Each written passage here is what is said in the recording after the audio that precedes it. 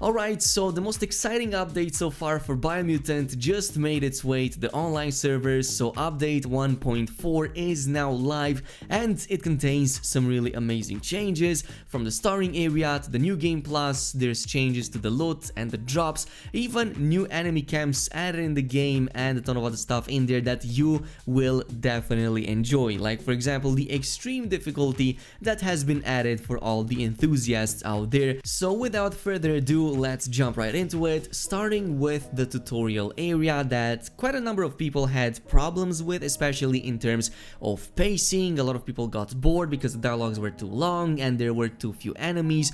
Well, both of these were actually addressed with this update, and there's a number of improvements to the pacing of the early parts of the game. They've added down the number of dialogues in the game, but they also added more enemies and loot to these areas to better represent the experience later on in the game. So going over the more important changes here, they added more early enemy encounters, they added missing loot in empty trenches outside of the Jagni fortress, they added item drop chance for bunker 101 crate, and finally they updated and also removed some of the parts of the dialogues for some of the starting NPCs, especially the ones that felt that they were a little bit too long. So like the last 4 changes right here, they are all about that. But also on the same note, the dialogue and the narrator also had its gibberish removed pretty much, or well, reduced in amount. So reduce the amount of gibberish spoken before the narrator starts translating. They also added dialogue setting toggles for gibberish and narrator,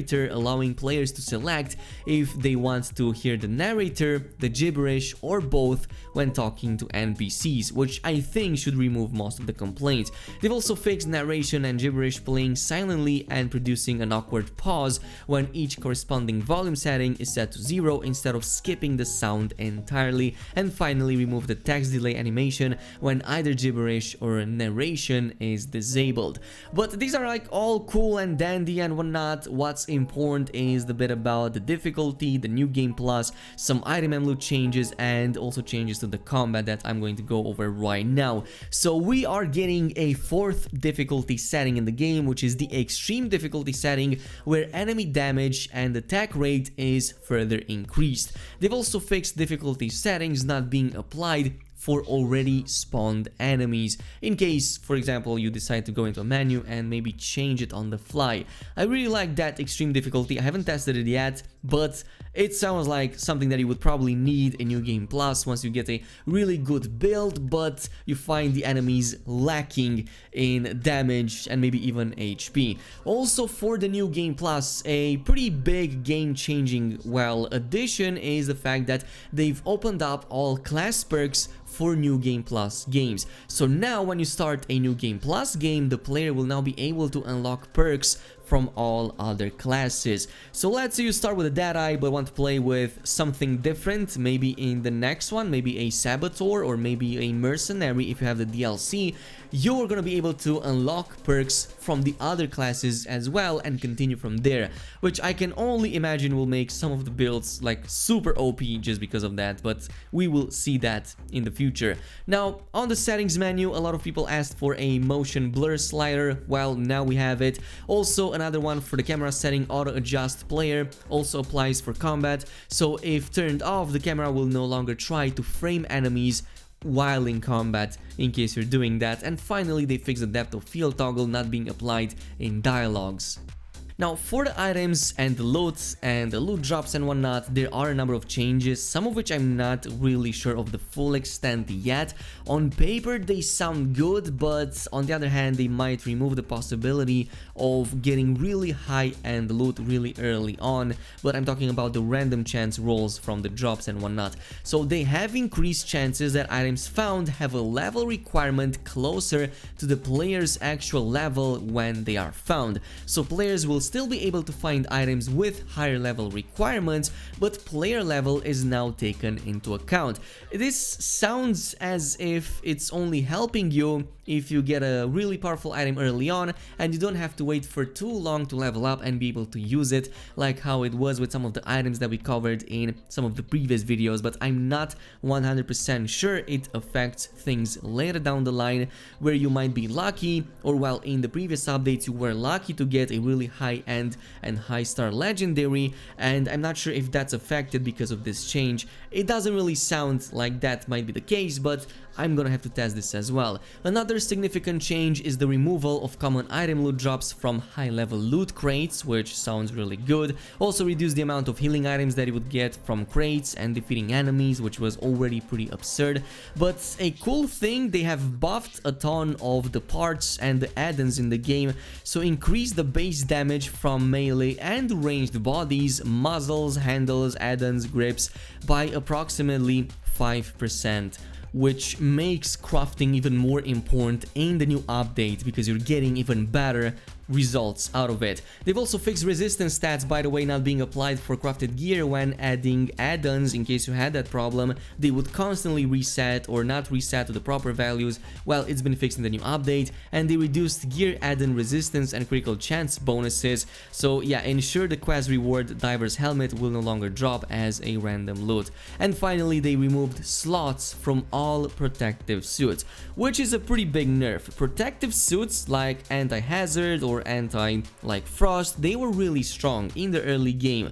They were some of the earliest ultimate items you could get your hands on. They had amazing mod slots, some of them even up to 4. While they have been removed, this means they're overall nerfed, but you are using these as secondary suits anyway, so it's not like you're not going to change from them eventually. Now, another big complaint about the reviews and whatnot was the lack of sound in some areas, the fact that they were not impactful enough. Well, melee sound effects have been updated across the board, updated mount sound effects volume, they've added sound effects to Tribe War Trebuchet, and updated sounds when the player lands inside HQ after being launched from the catapult. Now, for the combat, there's actually a number of very interesting changes over here that I'm going to go over. So they fixed issues with abnormally high damage output due to consumable top mod applying meta damage multiple times during equip and unequip. They fixed ability damage not being able to inflict critical hits, and they reduced Deadeye Sharpshooter perk damage multiplier from 2.0 to 1.25 to ensure that it is comparable to other perks. Yes, I already talked about Sharpshooter being like extremely powerful, essentially doubling your damage with pretty much any, well, rifle that you would have, so now it's only 1.25, which is still pretty good, but not like super OP how it was before. They've also disabled end of combat slow motion camera for short combat scenarios, which sounds like a really good quality of life change. They've adjusted valid angles for combat targets to reduce camera movement in combat. They also disabled camera look at when striking characters up into the air, like they would slightly like change your camera and you would be forced to look upwards for a split second if you didn't like move your cursor way more. Also fixed a few cases where air striking would not be completed its last attack, adjusted speed of some enemy grabs. It is now a bit easier to dodge them in time, and I would assume this is mostly to the big brutes that constantly grab you like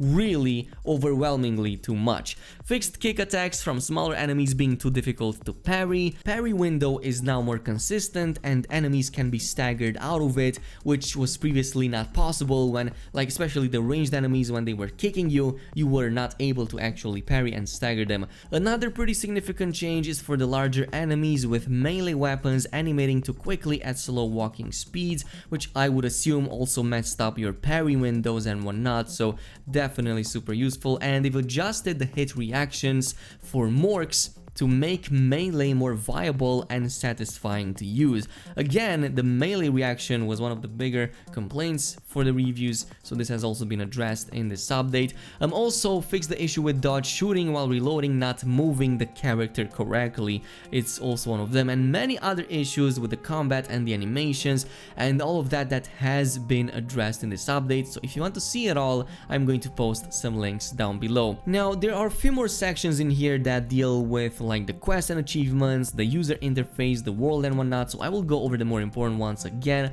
So for the quests and the achievements, a lot of people had problems reaching 100% progression, especially due to unavailable quest states within a single playthrough, so that was addressed in this update.